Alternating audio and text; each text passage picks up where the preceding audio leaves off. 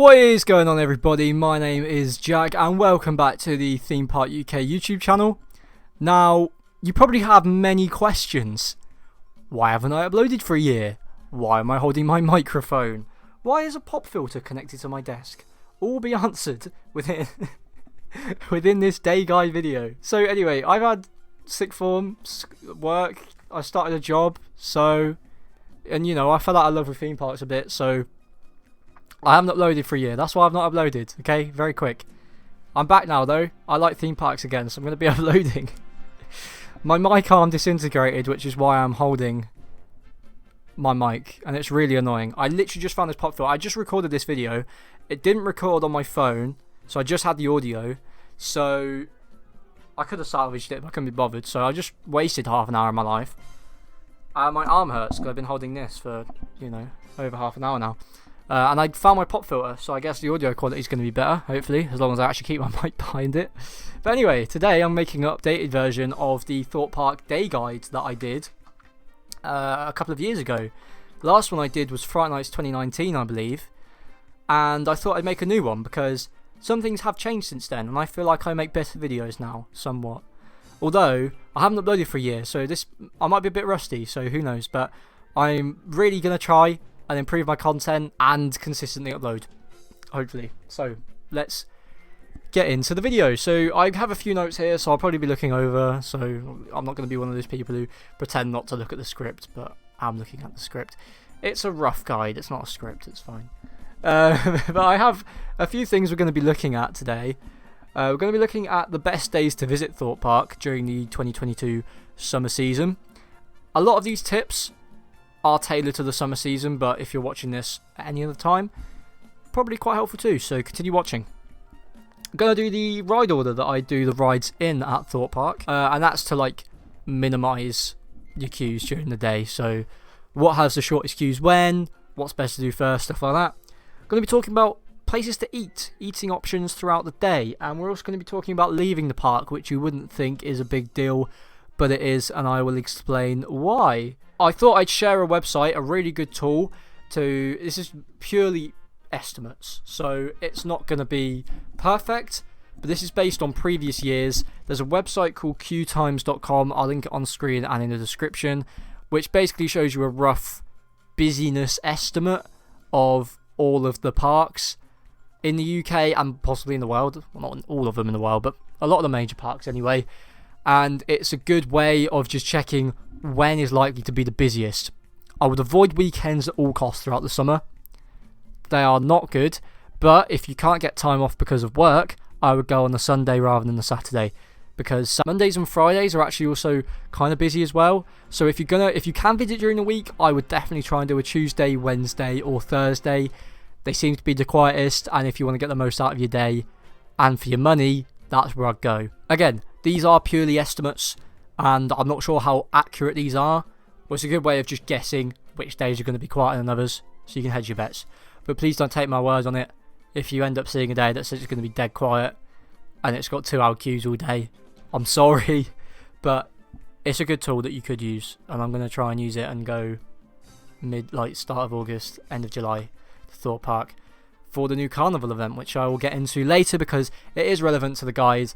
They are running a carnival event this summer, late July into August, so definitely try and go for that if you can, because there'll be more to do, and if you've been before, it'll be a unique experience. So yeah, anyway, I'll get on to the rides and the order in which I would do them to avoid the longer queues. Anyway, firstly, rides wise, I would head down towards the back of the park, or I guess from the dome, the left of the park, which is Colossus and Soar the Ride. Now these two rides have some of the worst throughputs on park, which means like the queue doesn't move as quickly, basically. And this can lead to really long queues throughout the day, especially Soar the Ride, because that's quite a popular attraction. So personally, I would try and do Soar first if you can, but often it doesn't open till a little bit later, like 10:30, 11, because it's one of those rides that does take a little bit longer to get ready in the morning. So I would do Colossus, Soar the Ride, they're interchangeable. Hopefully if you get off one on the walk on and then go straight onto the other one, you can have those both done in half an hour, 20 minutes. That would be best case scenario, and that means you can get 2 of the rides that would get the longest queues throughout the day done first and quickly. Next, I would head round to Nemesis Inferno.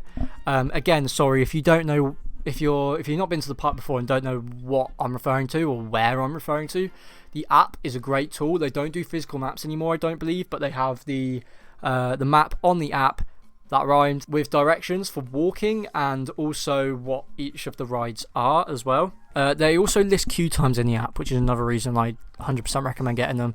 Just makes things a lot easier if you don't necessarily want to follow this list, to go around and do whatever you want. And you know, this list is based on what I do. It's not really accounting for a lot of the filler rides, it's mainly the coasters, so again, just keep that in mind. Anyway, I'll move my way around to Nemesis Inferno, which is kind of towards, if you're exiting down the side of Colossus Unsaw, it's kind of to the left of the park, kind of the opposite side to the entrance, really. And I go on there. Again, Nemesis Inferno does build up a queue throughout the day, but if you can get it early enough, it shouldn't be over an hour. And I think Nemesis Inferno is worth waiting probably about an hour for. It is a good attraction, and people say, you know, people talk bad about it because it doesn't really compare to Nemesis and Towers, but it is a really good ride. There's one thing I would say about Nemesis Inferno, that it is not worth queuing for the front. The back is better in my opinion, and the front is always really long, especially in summer because of the in-betweeners, I think, mainly. Yeah, the back's better anyway. Don't waste your time queuing for the front unless it's really short. I just thought I'd mention as well that if you want to do Derren Brown during the day, which can be a really good option, because if you've not been since before COVID or ever, you won't know that Derren Brown uses time tickets now, which means that you have to register for a ticket at the start of the day for a specific time where you turn up and you queue probably 15-20 minutes maximum, and you'll get the attraction. The tickets are free, can be done online. Recommend doing that as soon as you can if you want to do it. It's great on a busy day, because on busy days, because they still have the same amount of time tickets, the queue doesn't exceed 15-20 minutes. So if you want a short queue and want to do one of the park's, you know, premier attractions, I'd recommend doing that. I know it's not everyone's cup of tea, but I quite like Derren Brown's Ghost Train every once in a while, so I would do that. And I've not really fitted it in this guide because I don't know when the time's going to be, because they can be sold out really quickly. So just try and fit it in somewhere. It's good, and on a good summer's day as well. If it's hot, the queue line's sheltered as well, so that's another good thing. Also, just thought I'd mention that as you exit Colossus, there are sun cream dispensers right outside the shop. So if you need sun cream, I'm sure they're in other places throughout the park, maybe on Swarm Island as well. So after Nemesis Inferno, I'd actually head round and do Rumba Rapids. Now, Rumba Rapids barely ever gets a queue. Most people forget about it. Can get you wet, although usually doesn't on a summer's day if it's hot. And also, it's a good way to break up the time in between coasters. And if it's really quiet, sometimes they let you stay on for re-rides, so it's a perfect way to get your ride count up. But yeah, Rumba Rapids is a good ride, and I definitely recommend it if you want something to fill your time in between. After that, I would go around to do Stealth first, and then the Swarm. These rides will have longer queues all day, but especially at the start of the day because of the proximity to the entrance. So hopefully, by lunchtime, by this time, they will have gone down a bit. After that, you're free to do re-rides or anything else that you want to do. And you've done all of the major coasters. So I just thought that I'd mention Carnival. I think I spoke about that earlier, but I'm not too sure. It's from the 22nd of July to the 29th of August. So if you're visiting between then it's going to be this event. Obviously, as the name implies, themed to a carnival atmosphere, and one of Thorpe Park's Scare Mazes trailers, which is usually exclusively reserved for Fright Nights, is going to be opening. Now, Thorpe Park are renowned for their Scare Mazes that open during Fright Nights usually. Sometimes they open one or two of them during the summer, but they haven't for a few years, so it really is a big privilege that they're opening this, and you know, you're going to be able to experience this during the summer season. Now, unfortunately, since COVID, Scare Mazes have had a small upcharge, so it's £6 for normal day guests, and this can be combined with your day ticket when you purchase. Again, I'll link the ticket purchasing options in the description. It's all there and all fairly simple. And it's £4. It's £4.80 for Merlin annual pass holders, Thorpe Park pass holders, and hotel guests. So yeah, I definitely recommend that. I haven't been to Fright Nights the last couple of years, so I have no idea what Trailers is about, but apparently it has a carnival twist. So if you're into scare zones or the Scare Mazes, I would definitely recommend that, but if you're quite easily scared, then maybe it isn't for you. But yeah, I just thought I'd include that there because it's something, you know, unique and exclusive to the event that you might want to experience, and hopefully has a short queue as well, considering the upcharge nature of the attraction. Now, let's move on to food. Now, historically, I bought my own food to parks, but this year I've been eating pretty much every time I've gone.